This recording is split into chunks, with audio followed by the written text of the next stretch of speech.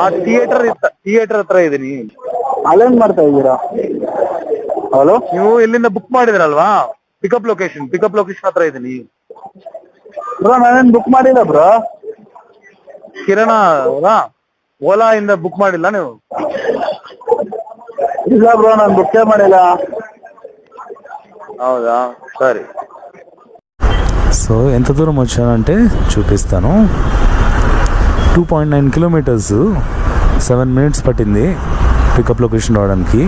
తీరా పికప్ లొకేషన్కి వచ్చి కస్టమర్ కాల్ చేస్తే నేను బుక్ చేయలేదు బ్రో అన్నాడు. సరే 5 minutes వెయిట్ చేయాలా?